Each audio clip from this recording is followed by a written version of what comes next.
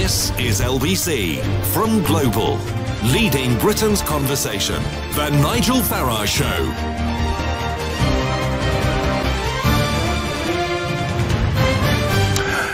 Welcome back. It's a beautiful Sunday, wonderful weather. What's it going to be like tomorrow, Bank Holiday Monday? Always tough in this country to plan, isn't it? You know, you plan a picnic, it rains. So we are going to get, later on in this hour, our weather guru, John Ketley, on to tell us what tomorrow's all about and whether it's going to go on and become a barbecue summer. But first and foremost, the House of Lords. You know, it's there as an amending chamber. It's there to look at government legislation, to correct it, to make suggestions and to send it back. But by convention, what it does not do is to go against the manifesto of the elected government of the day. But over the course of the last week, the government has been suffering repeated defeats over its European Union withdrawal bill, leading some to think and comment that actually it's really gone beyond its remit, given that the Conservatives and the SNP were both elected saying we should leave the single market and the customs union. And maybe the biggest criticism is that the Lords, the majority in the Lords, do not see us walking away from Brexit talks as being an option at all. And some of us, myself included, think that in any negotiation you have to be able to have that threat to get anything. So I wanted to find out, what is the motivation? What is the thinking behind the prime movers in the House of Lords, behind their actions this week? And ultimately, you know, have they gone so far that it will now lead to very serious calls for the abolition of the House of Lords and its replacement with an elected Senate? Because I think that's where the debate's going. Well, just before I came on air this morning, I spoke to Lord William Wallace of Saltaire. He's a Lib Dem peer, and I started off by asking him whether the House of Lords had really stepped over the line. No, I mean, we're the second chamber, not an ideal second chamber. I'm in favour of an elected House of Lords, but we have to work with what we've got. And it's our job to ask detailed questions of where the government's going and if it's got it right and if it knows the detail. And there's an awful lot of detail in the question of leaving the European Union. The referendum asked a very simple question, but the answer is extremely complicated, and that's what we're looking at. But tradition has it that the House of Lords does not challenge the government on legislation upon which it was elected. And we have the Conservatives, albeit not with an outright majority, but by far the biggest party, in an alliance with the DUP. And in their election manifestos last June, they both promised that we would leave the customs union and leave the single market. And it seems to me that your votes rather go against those manifestos. We're not challenging the legislation as such. We accept that we seem to be going to leave if the government can sort out how we're going to leave and what we're going to leave.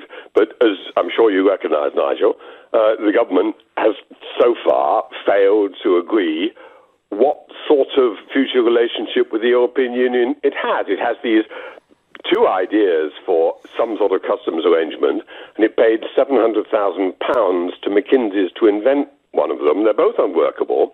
And we are entitled as the second chamber to say, do you know where you're going? Does what you propose work? And if it doesn't, think again. That's what we're doing. But one of the problems here is that in any business negotiation, and in effect, you know, we can look at and by the way, I do agree with you that 23 months on from the referendum, for the government not to be clear about its customs union position is somewhat ridiculous. So there we will agree on this Sunday morning. But in any business negotiation, the one thing the other side has to know is that you are prepared to get up and walk away. And do you not agree that your amendments that you've sent back to the House of Commons try to stop the elected government of the day from having that its strongest card? No. And I mean, one of the things that's going on at the present moment, and a lot, as we look at a whole host of implications, like, you know, are we going to leave the European aviation arrangements under which British planes and others fly within a common European space? It gets a bit crowded if we leave it. So there are lots and lots of questions like that. We send these things back to the House of Commons, and they reconsider them. and the government's biggest worry at the present moment is that when they go back to the Commons, a lot of MPs there will say, actually, I think the Lords are right. Or if you can't explain what you mean by this, maybe we shouldn't let you do it. You know as well as I do also in business that when business takes a decision, it doesn't just say, right, we're going to do this come what may, and it doesn't matter what we discover when we look through the books. And now looking through the books, we're now asking the government where it's going and where the national interest is. I was very interested to see Justin Greening quoted in the Times yesterday to say, we've all got to think about the national interest in this because we have a very divided country and we want what's best for Britain, and that's what we're doing. But no deal could in fact be the best deal, and yet the House of Lords is saying that no deal is not an option. I put it to you again, you are trying to bind the government's hands in these negotiations. Well, if the government knew what it was doing and was explaining some of its objectives to Parliament, life would be easier for all of us. I don't accept that no deal is better than any deal. And if you listen to what the Prime Minister has been saying, Mrs May's last two speeches, she talks about the importance of our future close relationship with the European Union. That's not asking for no deal, it's asking for a carefully negotiated deal. It's only the Jacob Rees-Moggs of this world who are saying we want no deal. Well, there may be a few million voters out there, Brexit voters, who feel the same way too. But, I mean, if, and yeah, there's lots of detail, but if at 11 p.m, on the 29th of March next year, we do, Article 50 runs out and we've left the European Union, can this country, in your opinion, be successful outside the European Union? Well, we'll be poorer. We'll be stuck with a lot of food going rotten because it takes time to get it across the channel inside. We'll have lost... There are 1,000 British customs officers working across the channel at the present moment. You can't manage borders without cooperation with the people on the other side. So we'll find some of the Japanese car companies in Britain deciding not to invest here in the future, so people in the north of England will lose jobs. We'll survive, but we'll be a lot poorer, and the sort of fantasies which Liam Fox is pursuing of, we'll have a wonderful free trade deal with China, we'll have a wonderful free trade deal with India because the Indians are so grateful for the fact that we governed them for 200 years. That's nonsense. And finally, when it comes to it, there may well be an amendment in the House of Lords to opt for a second referendum. Will you be supporting that when it comes? I think, given the mess we're in, and you and I agree, given the incompetence of the government, unable to agree on some of the most important aspects of our future relationship, there is an argument that when it comes to the patched-up agreement that we're likely to end up getting at the last minute, this should be put to the people. And that's actually what a very large number of people, a majority, are now saying. I think people like you would probably say, Nigel, it's too important just to allow Parliament to decide on it. So we have a referendum. Do you accept the government's deal, or do we just leave without a deal? Would that be the referendum? Not necessarily. Parliament will have to decide on what the case is. We are a parliamentary democracy, and Parliament is there to check the government and think about the national interest. Well, that was Lord Wallace of Saltaire, Liberal Democrat peer, one of 104 Liberal Democrat peers. I have to say I'm very opposed to the House of Lords in its current form. Over 500 of Blair and Cameron's mates have been put in there. I don't think it's representative of the country at all. And in this case on Brexit, I think it's going above and beyond its constitutional duty. Not happy with it. Quick word from Sam in Stoke-on-Trent. Good morning, Sam. Morning, Nigel. Pleased to speak to you again. So I think the Lords needs to go. What do you think? I think that they're just shining a light on the reason why we need reform, and I think they do it. I think, like I heard Ian Duncan Smith say, surgeon, Dr. Cure yourself. I think that they're making people like me very angry. They're coming across as very privileged, elite, condescending, patronising, and using procedure and word games, and we see right through it. And all this negativity, we can't. I'll tell you what, Nigel, you've been in business. Sack them. Get people who can. Get people who've got a can-do attitude. I agree. All this we can't do. And the food's going to be rotting at Dover. And it's also negative, isn't it? go, we can jump ship. But I tell you what, they just think they know better.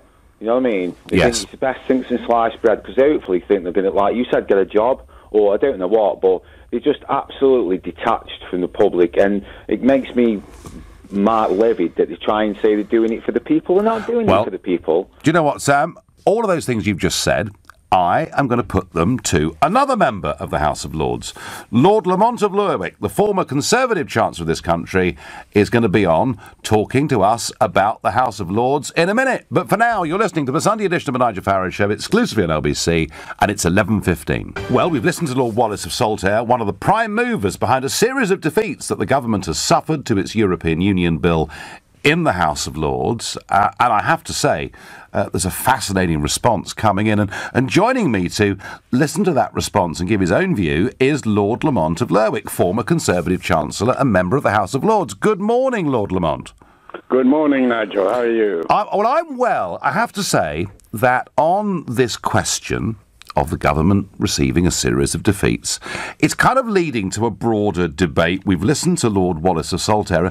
Before I ask you a couple of questions, just listen for a second, if you would, to what I'm getting coming in on text and on tweet. Nigel, I'm sick of the Lords making excuses for their decisions. It's obvious they're voting for their own agenda, says Stephen Croydon. He says, Nigel, now you're talking. Get rid of the unelected House of Lords. Replace them with a Senate. Keep the government honest. Mike in sunny Cornwall. And one here from Dave, who sends me a text. He says, it's about time we got rid of the House of Lords. They turn up, get their 300 quid a day, go to the bar, have dinner, have a snooze in the afternoon and say the occasional hear, hear. Is that an accurate reflection of the House of Lords, or is Dave being unfair? That's a little bit unfair, but I'm not at all surprised at the comment, because I think the House of Lords is in danger of overstepping the mark. Yep. The function of the House of Lords is to revise, improve, amend legislation. It's not to drive a coach and horses through the legislation. And some of the amendments that have been carried, such as saying the House of Lords after both houses of Parliament after a certain stage should take charge of the negotiations and direct the government, something that's never happened in all history. Treaties are not negotiated by Parliament, they're negotiated by government. This is overstepping the mark, and I think it calls into question the validity of the arguments, which in the past I've always supported for an appointed House, but I've written that even I think that by overstepping the mark, they're calling into question the very justification for the House of Lords. Yeah, and they do appear, of course, to be giving succour to some of the rebels in Westminster, those that actually want to stop Brexit from happening. I mean, do they realise, do people like Lord Wallace and others, do they actually realise just how angry the Brexit voting public is about this? I don't think they do, and I have said that if Brexit is destroyed by Parliament and descends into chaos, there will be an enormous backlash, an enormous awakening of bitterness. It would go far beyond calling for the abolition of the House of Lords. It would be a real profound disgust with politics. Yes, I mean, clearly. I've always, this question of a second referendum, I've always said, yes, we can have a second referendum after we've left and seen what leaving is like. Nothing can't be reversed, but you can actually, what you've got to do is implement the decision, obey the decision of the electorate, leave the EU. If in 10 years' time someone wants to rejoin, let them argue then. And what is the government now going to do? I mean, let us say that the House of Lords continues on its current obstructionist path. Does the Prime Minister have the option of appointing, say, 500 new peers to make sure that she can get her legislation through?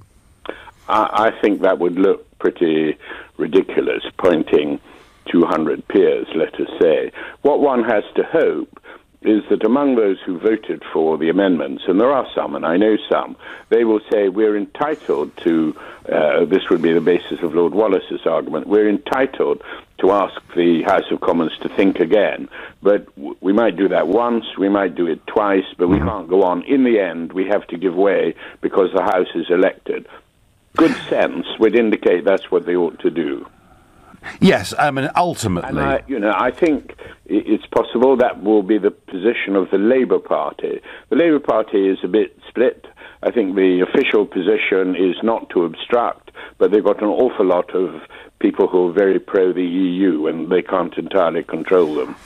I also wonder, I have to say, that whether part of the problem here, with the Lords flexing their muscles in the way that they are, is perhaps a lack of leadership on the Brexit process in this country. Now, you are a Conservative peer, former Chancellor of the Exchequer, pro-Brexit supporter and campaigner.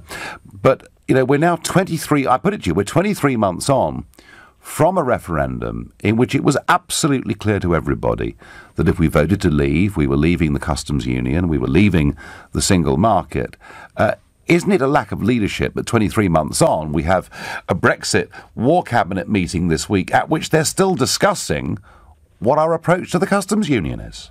Well, it's easy to say lack of leadership, but there are different views about how you leave. There are a small minority of Conservative MPs who hold hardline views about remaining within the customs union. I think they're wrong. I think, as you say, it's inconsistent with the referendum. But the leadership of the party, if you just expel these people or take the party whip away from them, then you'll just lose the vote. I think the Prime Minister is between Scylla and Charybdis in a very, very, very difficult place. Yeah, and finally, Lord Lamont, Can I just say one thing? I mean, sure. I think, on the House of Lords, I think what is sort of depressing to me about it is that it's just so out of line with public opinion. All right, the referendum result was just narrow by 2% or so, but it's a massive Remain majority in the House of Lords. That's what depresses me. You have 100 Liberals and no Nigel Farage. No, Nigel Farage. We need you there. No, I'd certainly do the catering facilities and bars a lot of good if I was there. But I'm not going to be there in a hurry. I don't think. And finally, I think you should be there. Well, that's very sweet of you. Thank you. But no doubt, if I do ever get there, they'll abolish it quickly anyway. But the 29th of March. 11 p.m. on the 29th of March is not very far away. And that is the moment at which we are due to make the big historic break from the Treaty of Rome and what's come since it. Are you still optimistic that we're on track to do that and actually to leave whatever the terms may be? I believe we will exit on the 29th of March.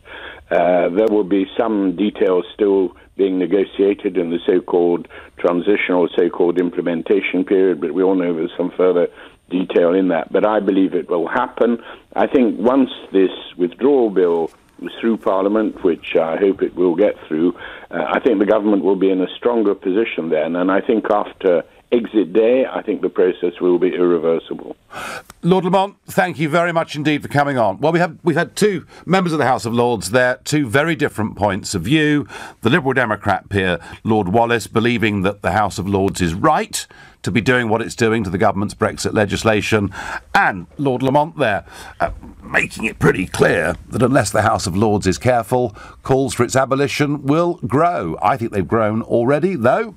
Steve says to me, I'm quite happy with the House of Lords and glad they are taking these steps. So not every member of the public wants the Lords gone. No, I didn't suggest they did, Steve, but I do think, forget whether you're Brexit or Remain, if you can for a moment here. I just think generally, for hundreds of peers that have been appointed, I mean, I'm not sure Henry VIII had the powers of patronage that Blair and Cameron have exercised when it comes to putting people in the House of Lords. I wonder, had Remain won, would the Lords have been quite so keen to look out for the good of the people? Asked Polly. Yeah, well, good question. Why can't people understand that it's the EU that's blocking any agreements? No wonder the government is getting nowhere, says Ruth. Ruth, that's why, Michel Barnier, or Barrier, as perhaps we should call him in these negotiations, you need, when you're dealing with these people, the threat that you're going to walk away. And then it's going to be jolly difficult for BMW to sell their motor cars at a good price, or the French wine producers to sell their bottles of booze. You need to have the threat of walking away. What the House of Lords is trying to do is remove that option from the government. Terry is calling from Cobham. Good morning, Terry. Good morning, Nigel. Nigel, apart from Brexit, we leave that for a second, as you just said. I'm 67 years of age, Yep. sprightly, if you like. And for years, like many people, for decades, I thought, what a waste of time, the House of Lords. You know, the £300 a day, the bottle of wine, the cheap port. And it was just like, as I've got older, it's logical that you need another tier of people who are wiser, I think, not all of them, but wiser, worldly, live things at a more mature age. So I think we do need them. Forget the £300 and the cheap bottle of wine. I think we do need them. Yeah, I mean, Terry, would you be tempted with a cheap bottle of wine and the 300 quid a day?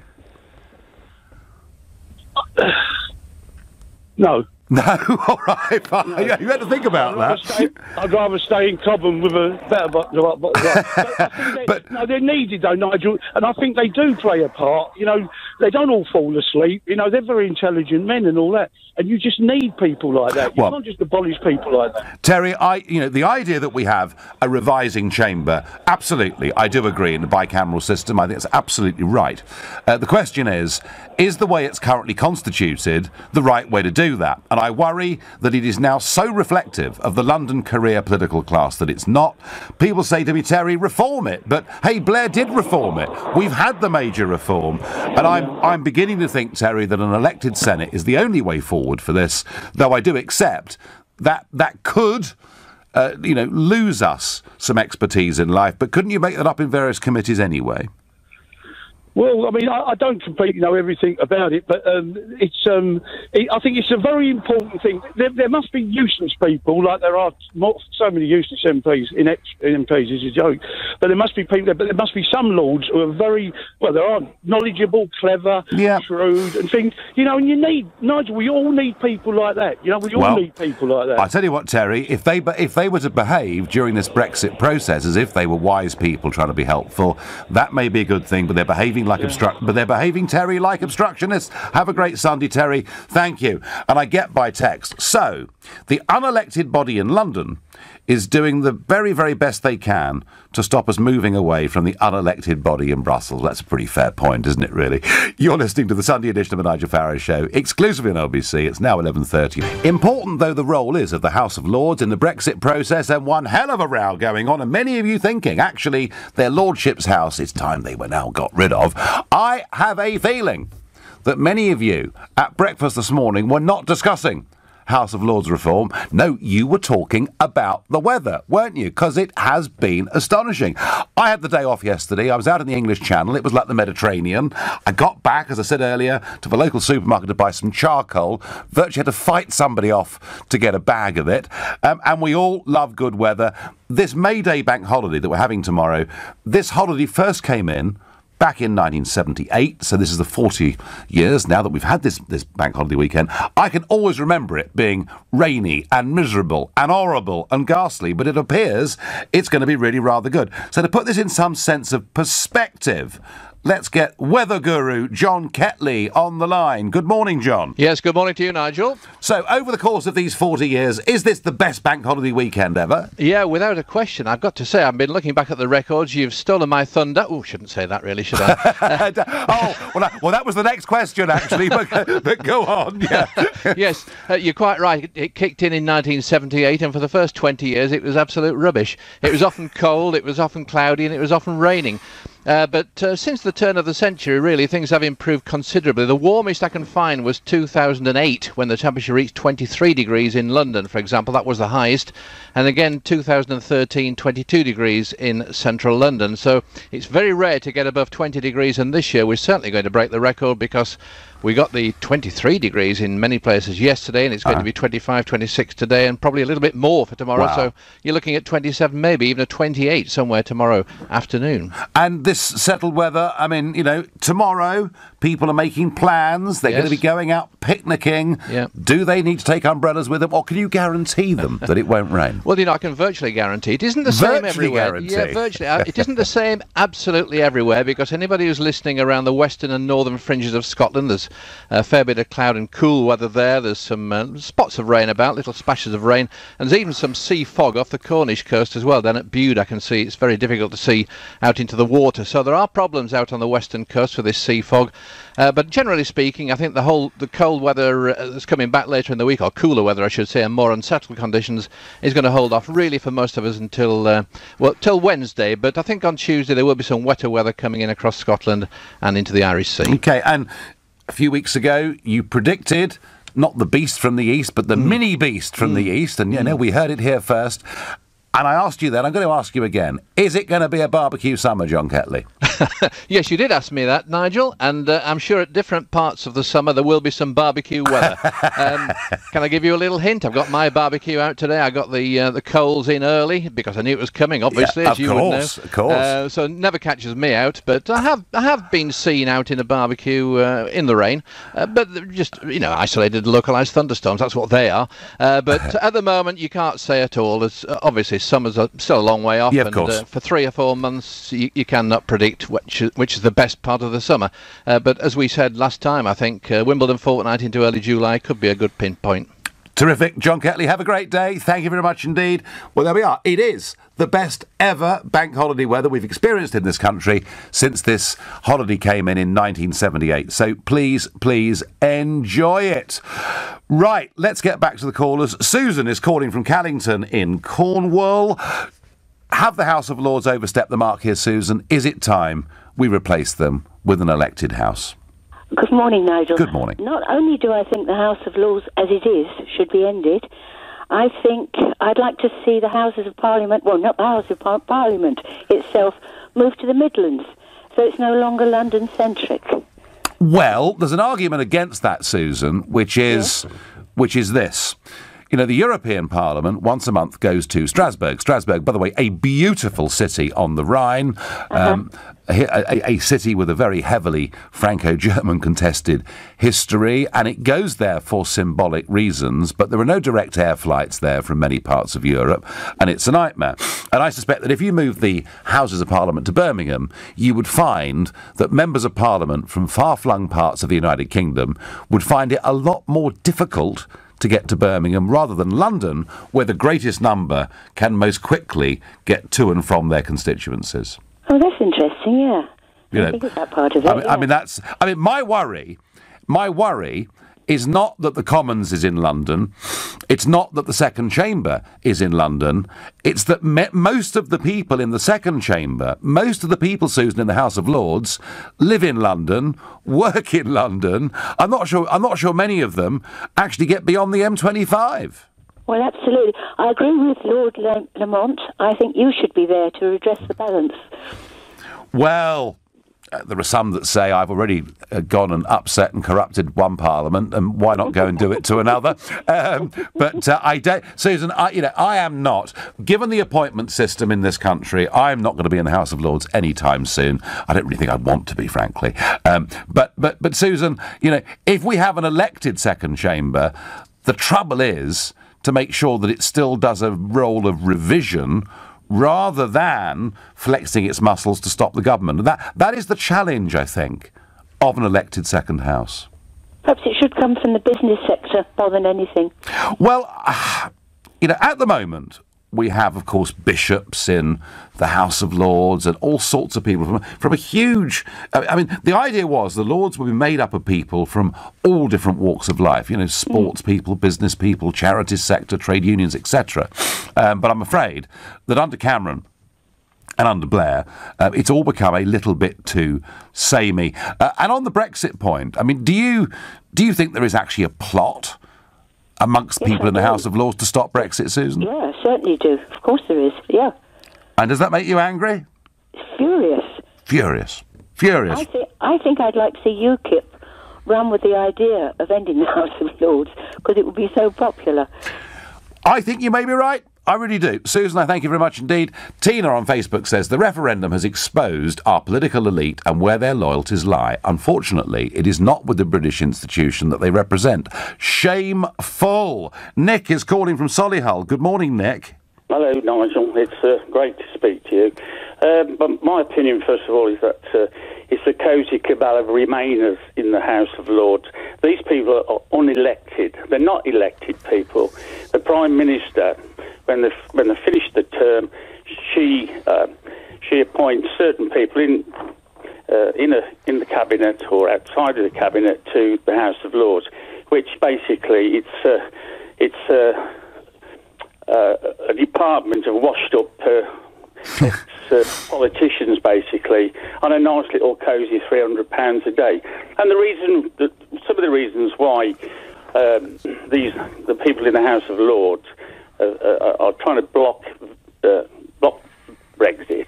I mean, when we got people like Mandelson, Kinnock and Prescott, we've got Mandelson who's on £35,000 a year pension, Kinnock's on £90,000, Prescott, one of the two chins and tonic Prescott, who was always an advocate of getting rid of the House of Lords. So was Neil Kinnock.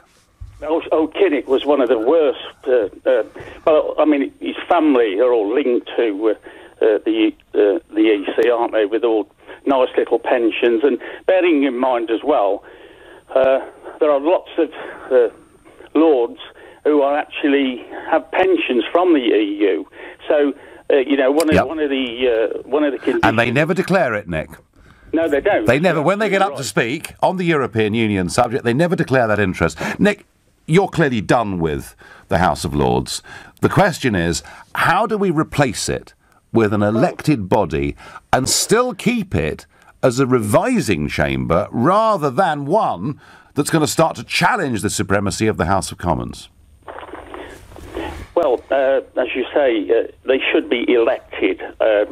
So something like a Privy Council, that type of thing, of people who are very learned people, and should be there should be a committee which appoints people with suitable business acumen, suitable political sort of unbiased views, and elect them in that capacity. I tell you what, Nick, getting people with unbiased views in any walk of life is not the easiest thing to do because we all have our opinions. But Nick, you clearly are finished with it. You think they're overpaid, washed-up politicians, and you know what? In the main, they are. How is it the Liberal Democrats have got 104 peers? I find that absolutely extraordinary. Nigel, there ought to be a rule that no ex-politician should be a lord. Well, under its current setup, it's pretty impossible for that not to be the case. What is for certain over Brexit is I think they're behaving very badly. Lord Lamont makes the point that never before in history have the House of Lords tried to bind a government's hands that is in the course of an international negotiation. You're listening to the Sunday edition of the Nigel Farage Show, exclusively on LBC. It's 11:45. As the Lords inflict defeats on the government over the European Union withdrawal bill, I'm asking the question, is it now time to abolish the House of Lords? And I can't see any other logical thing to do, given how badly wrong Blair's reforms have gone. Don't forget, the House of Lords was going to be much more suitable to modern Britain, and it's become nothing of the kind. Meanwhile, London crime. It's an issue over which Donald Trump has been attacked over the weekend. He talked about a London hospital being like an Afghan war zone in response to a doctor from this country having said it before. But overnight, more bad news. A 17-year-old boy has died after being inflicted with gunshot wounds in South London in Southwark early yesterday evening. And overnight, 3 more people rushed to hospital after a suspected acid attack in East London this morning. This story of mounting violent crime in London not going away soon. Back to the House of Lords. Paul in Bromley, what is your opinion on this? Good morning. Hello. Hello. Hi, can you hear me? Yes. Hi, Nigel. Nice to thank you. Yes, okay. So what do you think, Paul? Yeah, I think we should keep the load. And, I mean, it's really, really dangerous to start this argument, getting rid of the load. We end up getting rid of the Queen, And, this is the history of Britain. This is why we're a great nation, We do things like that. We have to have people to scrutinize us. And looking at the Windrush scandals and everything, I mean, if we don't have those people, wise people to have to scrutinize what we're doing, we end up in very, very big troubles. I'm a young person, and I fully support the Queen. I fully support the law. Oh. And I think And I think if we going through what you start doing, we'll get rid of the Queen. Paul, there is no prospect of us getting rid of the Queen. Certainly not the Queen, and not even the monarchy. I don't believe that for a moment. Although, if people thought that the monarch was abusing their constitutional position, you would start to hear more Republican voices. The point, Paul, is twofold here. One, that the House of Lords, in rejecting large sections of the government's European Union withdrawal bill policy, are overstepping the mark. The second point, Paul, is you talk about it as a piece of the history of this country. That is true. But Tony Blair in 1999 got rid of nearly all of the historic peers, bar 92. And, Paul, what they've done is they've stuffed the place with their mates and their party donors. You know, I mean, Blair appointed 357 members of the House of Lords, and David Cameron appointed 242, 40 per year that he was in office. And what I'm saying, Paul, is because of the behaviour of Blair and Cameron, it's lost in its current shape all credibility. If that's what you're saying, I mean, it's getting more sense to me. But getting rid of the whole thing, you can actually revise it. You can make some changes.